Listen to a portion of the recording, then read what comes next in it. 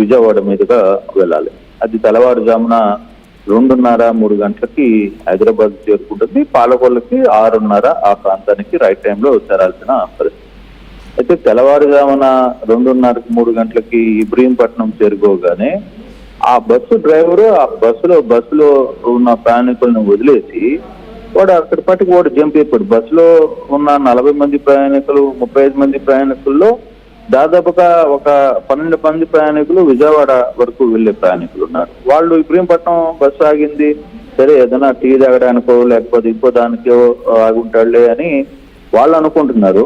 వాడి పాటికి వాడు డ్రైవరు బస్సు సైడ్ లో ఆపేసి వాడు చెప్పా పెట్టకుండా వెళ్ళిపోయిన పరిస్థితి. వీళ్ళు దాదాపుగా ఒక అరగంట సేపు వెయిట్ చేశారు. ఇంకేంది మరి కాసేపట్లో విజయవాడకు వస్తుందా అనుకున్న ప్రయాణికులు మేము ఇంకొక 10 నిమిషాల్లో విజయవాడలో దిగుతాం కదా అని వాళ్ళు ఎదురు చూస్తున్నారు. పాలకొల్లు వెళ్లే వాళ్ళు సర్లే వీడు ఏదో ఉదయాన్నే టీ తాగడానికో లేకపోతే ఇంకో దానికో దిగుంటాడులే అని ప్రయాణికులు అనుకుంటున్నారు. దాదాపుగా గంట అయింది, 2 గంటలైంది, ఎవరు సమాధానం చెప్పకపోవడంతో ఒకసారిగా ఆ డ్రైవర్లకు ఫోన్ చేసి ప్రయత్నం చేస్తే ఆ డ్రైవర్ ఫోన్ ఎత్తాడు. ఆ పక్కన ఉన్న ఇంకో డ్రైవరు అక్కడ సెకండ్ హ్యాండ్ వాడు క్లీనర్ అనుకుంటా, వాడు నాకేం సంబంధం లేదు, డ్రైవర్ వెళ్ళిపోయాడు, ఎక్కడికి వెళ్ళిపోయాడో తెలియదు అనేది వాడు. సో ఇది దాదాపుగా 5 గంటల పాటు ఈ నరకయాతన సంభవించింది. ఇది ఇబ్రహీంపట్నం పోలీసులకి సమాచారం వచ్చింది. ఇబ్రహీంపట్నం నుంచి సిపికి విజయవాడ సిపి కూడా దీని మీదకి సమాచారం రావడం, ఆయన వెంటనే స్పందించడం, అసలు ఏంటి ఇందువల్ల బస్సు ఆగిపోయింది, వాళ్ళు పాలకొల్లుకు వెళ్లాల్సిన వాళ్ళు ఎందుకు రోడ్ల మీద కూర్చోవాల్సిన పరిస్థితి వచ్చింది అని చూస్తే తీరా డీజిల్ లేదు అనేది చివరి. సో దాదాపుగా 5 గంటల పాటు వాళ్ళు నరకయాతన చూసిన పరిస్థితి. అసలు కనీసం యాజమాన్యం కావచ్చు లేకపోతే వీళ్ళు ఎవరు కూడా పట్టించుకోలేదు. అదే ఆర్టీఏ అధికారులు కనీసం స్పందించడం, అక్కడికి రావడం, ఏం జరిగిందో చూసుకోవాలి. వాళ్ళు కనీసం బస్సులకి పర్మిట్లు ఇచ్చేటప్పుడు లేకపోతే డాన్సర్స్ కంట్రోల్ అంతా వాళ్ళ చేతిలో ఉంది. కానీ వాళ్ళు పూర్తిగా చేతులు ఎత్తేసిన పరిస్థితి, వాళ్ళు ఎవరు ప్రాంతానికి రాలే.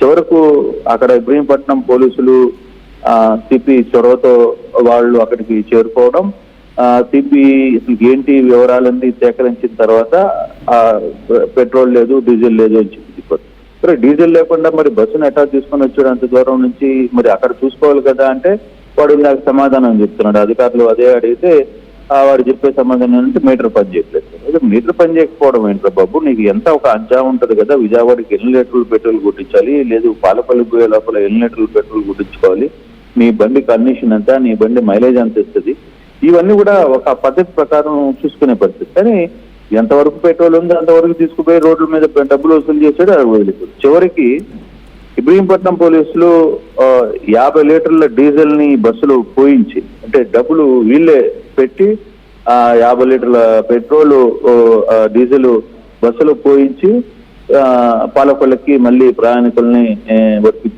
పంపించాల్సిన పరిస్థితి వచ్చింది. లేకపోతే పెట్రోల్ పూర్తిగా డీజిల్ చాలా ఇబ్బందిగా ఉంది కాబట్టి ఇంకా పోలీసులు బలవంతంగా పెట్రోల్ బంకులోకి వెళ్ళి 50 లీటర్ల డీజిల్ తీసుకొని ఈ బస్సులో పట్టించి తర్వాత పాలకొల్లుకి వెళ్లాల్సిన పరిస్థితి. ఆ పాలకొల్లుకి దాదాపుగా ఇందాకే 12 గంటల ప్రాంతంలో అందరూ చేరారని ఒక సమాచారం అయితే ఉంది. కానీ ఓవరాల్ గా కానీ చూసుకుంటే ఇక్కడ పోలీసులు కానీ ఈ వ్యవహారం మీద పట్టించుకోకపోతే ఇబ్రహీంపట్నం పోలీసులు వీళ్ళు అసలుకి రాత్రంతా ఇక్కడ ఉండాల్సిన పరిస్థితి, ఎవరి పాటికి వాళ్ళు చూసుకుని వెళ్ళిపోవాలి. విజయవాడ వాళ్ళు అక్కడికి దిగి అక్కడి నుంచి ఏదో ఆటోనో ఏదో పట్టుకుని వాళ్ళందరూ విజయవాడ స్టేషన్ కి చేరుకున్నారు తమ తమ గమనిస్తున్నానికి. పాలకొల్లు వాళ్ళు రోడ్ల మీదనే ఉండాల్సిన పరిస్థితి.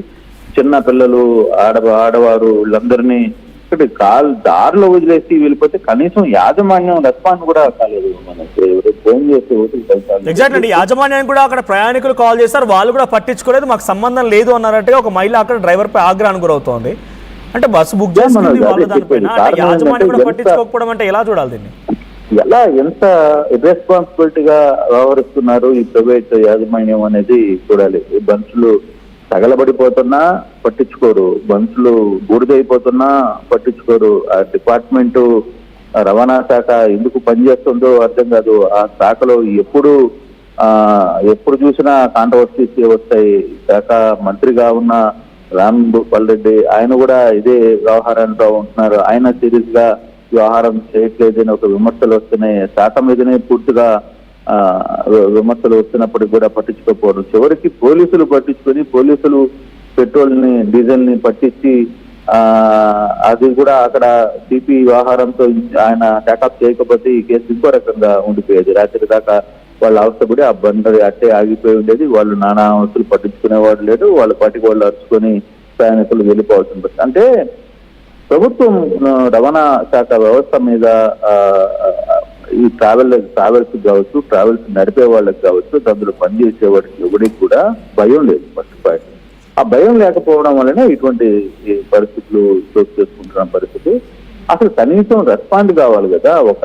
సరే పెట్రోల్ లేదు ఒక అరగంటలో అన్న పెట్రోల్ తెచ్చిస్తాం, అసలు పెట్రోల్ లేకుండా కూడా ఎందుకు బయలుదేరాడు అక్కడి నుంచి? బస్సు ఆపేయాల్సింది కూడా, ఎందుకు నా దగ్గర పెట్రోల్ లేదమ్మా ఆపేస్తున్నానని ఆపుకోవాల్సింది. అంటే ఇక్కడ ఏం లేదు, ఎక్కడ కలెక్షన్స్ వస్తే ఆ డబ్బులు వసూలు చేసుకోవడం, ఆ డబ్బులతోనే పెట్రోల్ గుర్తించుకోవడం, ఆ బస్సులతోనే వెళ్ళడం. ఒకవేళ దారిలో ఇక్కడంటే ఓకే ఇబ్రహీంపట్నంలో పెట్రోల్ దొరికింది ఆగింది బస్సు, అట్లీస్ట్ అక్కడ జనాలకి ఎవడో ఒకడు సపోర్ట్ చేసే వ్యక్తులన్నా దొరుకుతారు. ఏదో మిడ్ నైట్ లో ఎక్కడో ఒక ధర ఒక అడవి లాంటి ప్రాంతంలో బస్సు ఆగిపోతే కనీసం సమాచారం ఎట్లా తెలుస్తుంది? కనీసం అక్కడ ఆడపిల్లలు ఉన్నారు, చిన్నపిల్లలు ఉన్నారు, ఆడవాళ్ళు ఉన్నారు, ఇంత పెద్దవాళ్ళు ఉంటారు, వాళ్ళకి కనీసం మాట పలకరించే వ్యవస్థ కూడా ఉండదు. కానీ ఎక్కడో కొంత రవాణా శాఖ వ్యవహరిస్తున్న తీరు మీద మాత్రం చాలా విమర్శలు వస్తున్న పరిస్థితి చాలా స్పష్టంగా కనపడుతుంది. Right, thank you Krishnamohan. So నడి రోడ్డు పైన డీజిల్ లేదని చెప్పి ఓ travels bus, Varma travels bus నడి రోడ్డు పైన ఇబ్రహీంపట్నం దగ్గర 40 మంది ప్రయాణికులతో వెళ్తున్నటువంటి ఆ బస్సును అక్కడ వదిలేసి డ్రైవర్ పరార్. అర్ధరాత్రి సమయంలో యాజమాన్యానికి ఫోన్ చేస్తే నాకు సంబంధం లేదంటున్నారు. డ్రైవర్ ఫోన్ స్విచ్ ఆఫ్లో ఉంది. 4-5 గంటల పాటు అక్కడే ఉండి వాళ్ళు ఓపిక నశించిపోయి పోలీసులకు కాల్ చేస్తే పోలీసులు వచ్చిన తర్వాత డ్రైవర్ని పట్టుకొచ్చి సుమారుగా మళ్ళీ పోలీసులే స్వయంగా 50 లీటర్ల డీజిల్ ఇచ్చి ఆ బస్సును అక్కడి నుంచి పంపించేశారంట. సో ఇటువంటివి మారాలంటే అయితే ప్రభుత్వంలో కొంత దీనిపై అలసత్వం వీడాలి. రాజకీయ ప్రముఖులనో లేకుంటే వ్యాపారవేత్తలనో వాళ్ళ వ్యాపారాలను కొనసాగించడం కోసం ట్రావెల్స్ని పెట్టి నడిపిస్తూ ఉంటే వాళ్ళపై ఉక్కుపాదం మోపాలి. లేదు అంటే మీరు నేను మనందరం కలిసి ఒక నిర్ణయం తీసుకోవాలి. ఈ రకంగా ప్రమాదాలకు గురయ్యేటువంటి ట్రావెల్స్ కానీ, ఇటువంటి పిచ్చి వేషాలకు వేసేటువంటి ట్రావెల్స్ కానీ ఆ బస్సులను బుక్ చేయడం ఆపేయండి. ఉదయం ఇన్సిడెంట్ చూసారు మీరు.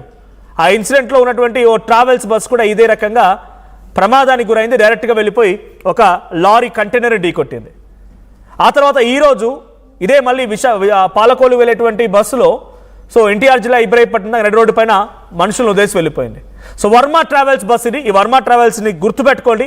నిర్లక్ష్యానికి డెఫినెట్గా వాళ్ళు మూల్యం చెల్లించక తప్పదు. కాబట్టి ఈ వర్మ ట్రావెల్స్ బస్సు పైన ఎటువంటి చర్యలు తీసుకోవాలి, మీరైతే ఏం చేస్తారు? అట్ ది సేమ్ టైం మనందరం కూడా కలిసికట్టుగా ఉండి ఇటువంటి వాటిని కొంత తగ్గించొచ్చారంటే మనం వాళ్ళకి బిజినెస్ చేయడం ఆగిపోవాలి. అప్పుడు మాత్రమే డెఫినెట్గా వాళ్ళు దారికి వస్తారేమో. సో మీ అభిప్రాయం ఏంటి? కామెంట్ చేయండి. ఒకసారి మళ్ళీ అక్కడ ఎటువంటి సిచ్యువేషన్ ఉంది, స్పాట్లో ఎటువంటి ఆందోళన వ్యక్తం అవుతోంది, ఆ వీడియో చూడండి.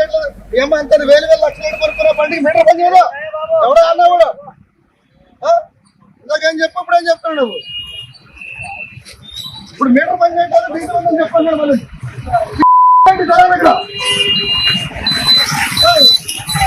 వాళ్ళకి ఏం చెప్పప్పుడు ఏం చెప్తాడు నువ్వు? ఇప్పుడు మీటర్ పని చేయాలి, చెప్పండి